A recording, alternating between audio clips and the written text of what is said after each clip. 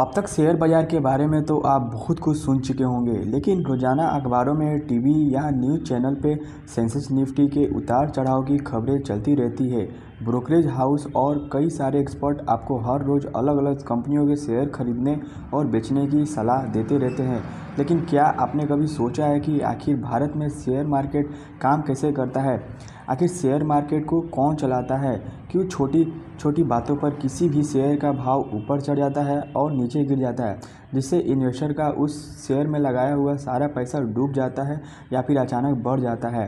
क्यों भारत में हर साल का बजट पेश होते ही सेंसेक्स या निफ्टी में भारी गिरावट या तेज़ी से उछाल देखी जाती है?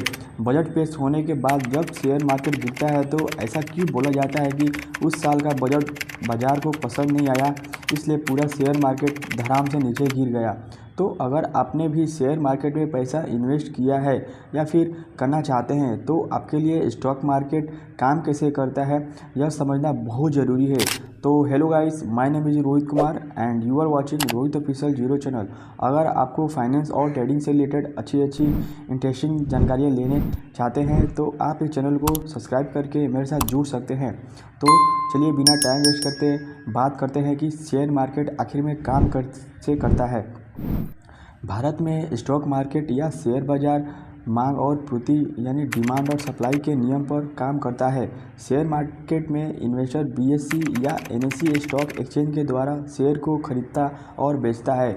सेंसेक्स और निफ्टी इंडिया की टॉप कंपनियां के प्रदर्शन को दिखाने का काम करते हैं। शेयर बाजार छोटी बड़ी कंपनियों को मौका देता है कि वो आप और हम जैसे लोगों से पैसा जुटा सके और अपने बिजनेस को बड़ा कर सके, जिसके बदले में कंपनियां आपको अपने शेयर देंगी। आसान शब्दों में कहे तो आप शेयर मार्केट को एक ऐसा बाजार समझिए जहां से आप भारत की सबसे बड़ी कंपनियों में हिस्सेदार मतलब कि शेयर होल्डर बन सकते हैं, उनके शेयर खरीदकर। जी हाँ, आप रिलायंस, इन्फोसिस, टीसीएस जैसी जानी मानी कंपनियां के शेयर खरीदकर पैसा लगा सकते हैं और जब कंपनियां मुनाफा करेंगी तो शेयर का भाव बढ़ेगा और आपको भी प्रॉफिट होगा। अब बात करते हैं कि शेयर कैसे खरीदते और बेचते हैं। मान लीजिए आप मोटा भाई मुकेश अंबानी जी की कंपनियां रिलायंस के शेयर खरीदना चाहते हैं, तो सबसे पहले आपको डीमैट अकाउंट खुलवाना होगा, जो आप किसी भी ब्रोकर ऐप के द्वारा फ्री में खोल सकते हैं। जैसा अपस्टॉक्स हो गया, ग्रो हो गया, जीरोधा हो गया, और भी बहुत सारे मार्केट में अवेलेबल है।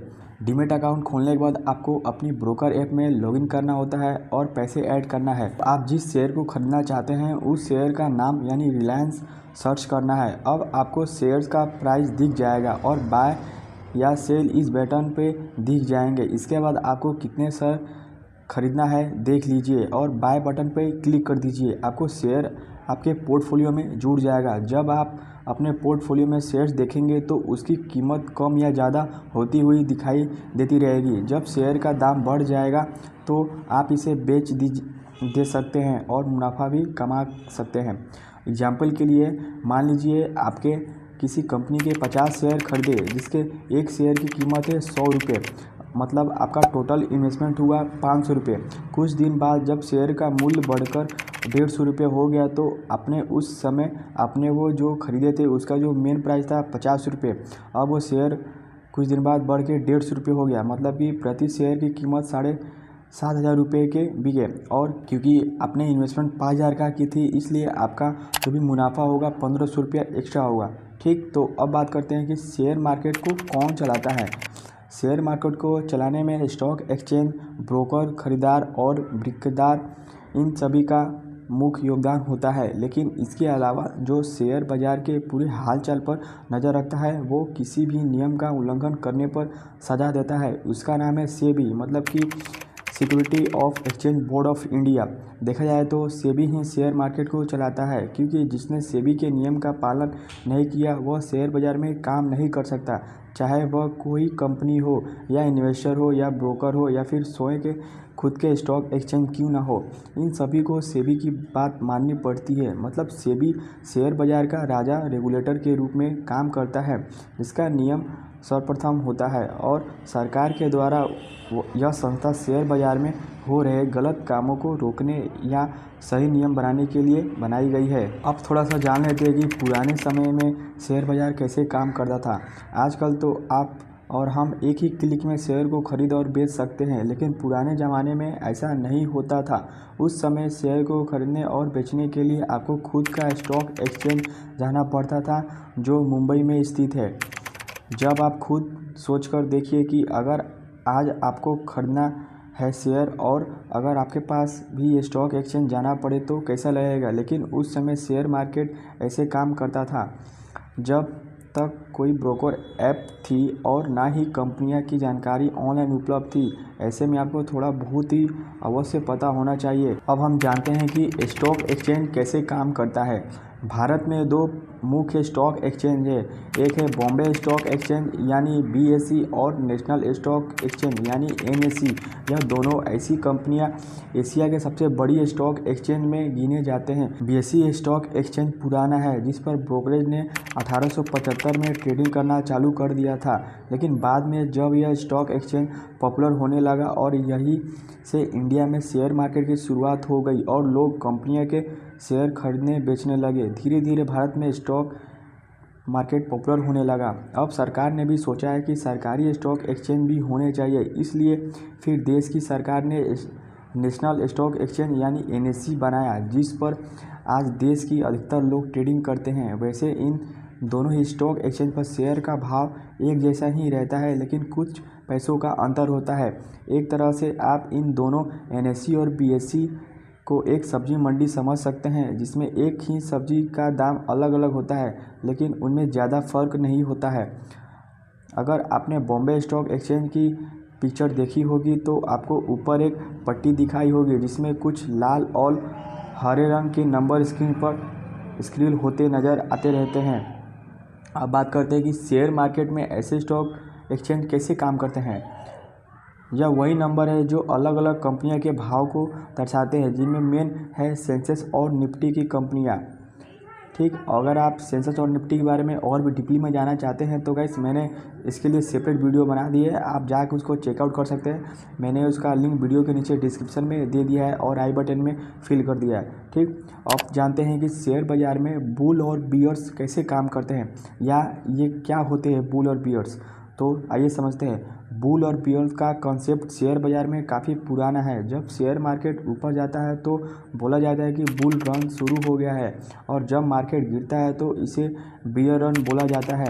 एग्जाम्पल के लिए समझते हैं, जब 2020 में हमारे देश में लॉकडाउन का अनाउंसमेंट हुआ था तो चारों तरफ निगेटिविटी फैल गई थी और शेयर मार्केट धड़ाम से नीचे गिर गया और लगातार नीचे ही जा रहा था।